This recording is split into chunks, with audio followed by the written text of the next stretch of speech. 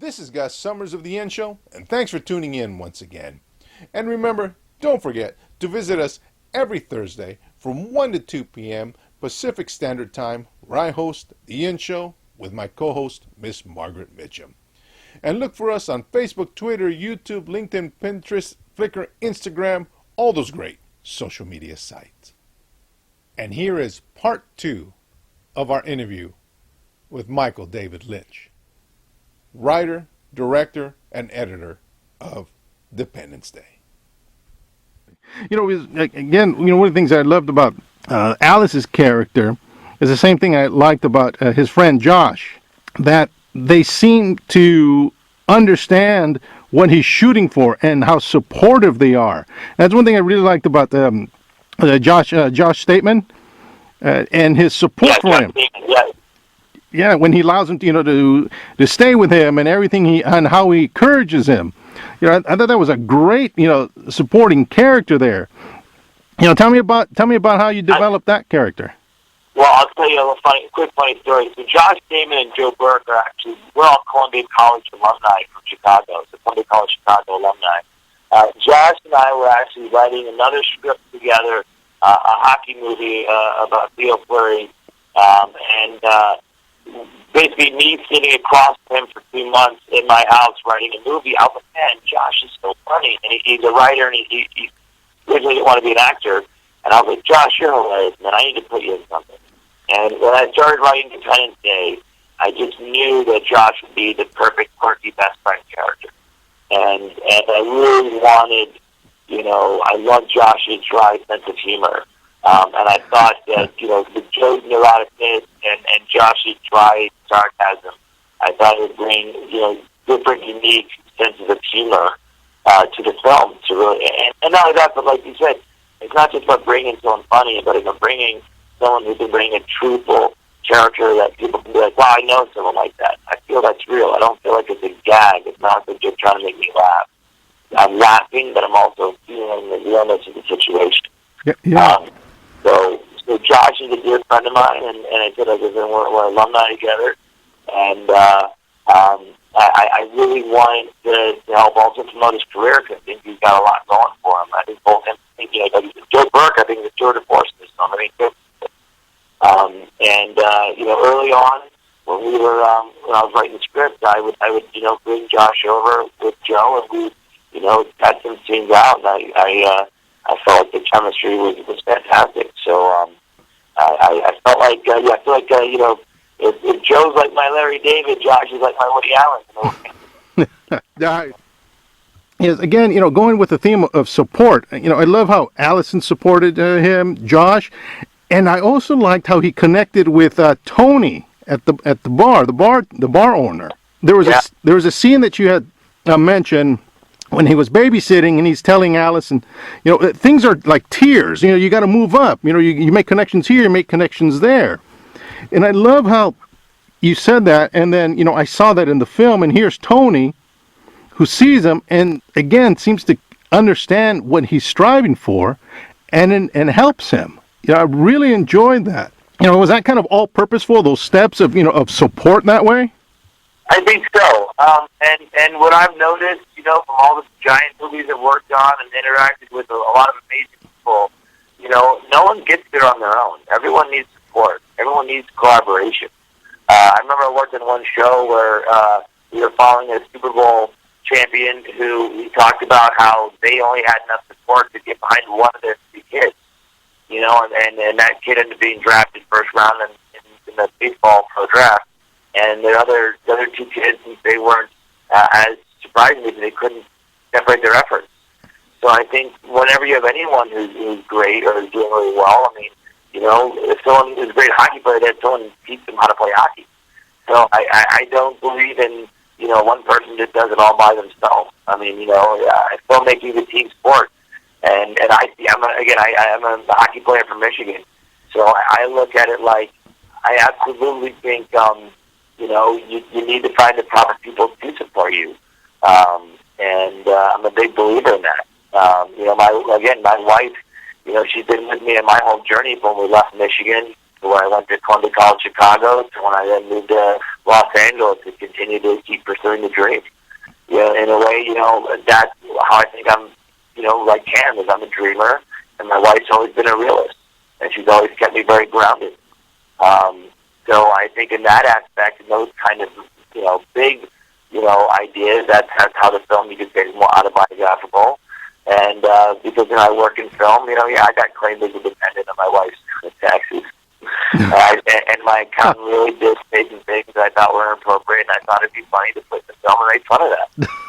Make fun of how we can feel in different situations. Yeah.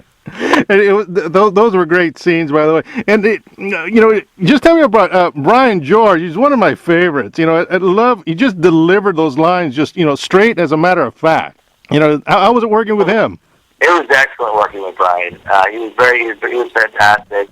We had a couple good conversations before hitting the part, and then I sent him the script, and we came in on the day, and he was very, very professional. He's in the first scene and the last scene of the film, and it was great to have him. Trust. Also, I don't know if you're familiar, but we let him use his regular accent, which for the most part he gets always asked to throw on his Indian accent from when he played on Seinfeld. So he was really happy that he got to use his normal speaking voice in our film. Little trivia, fun fact. Yeah, you know what? I've seen him for years. So when I saw him, that's how I first saw him. Many years ago, the way you had him portrayed in the film. So that was Brian George to me. So that's fantastic. Oh, Oh yeah, absolutely. That was great. Did he ask you if he could just be himself, or if he had to portray someone else? During our negotiations, he obviously he was willing to, when we were talking about whether or not he was going to work on the film or not. I think he was just trying to get away from, doing some kind of stereotypical voice. Look what, everything going on, especially the Oscars, so white and all the hashtag and having to play on their parts. I think he just wanted to be himself, and he didn't want to have to, do like a stereotypical Indian voice that's making fun of Indians, Indian people. But that was his big thing. Was I think similar like when Will Ferrell talks like, "Want me to play dumb, not a character? I'm going to charge you a lot of money." Right.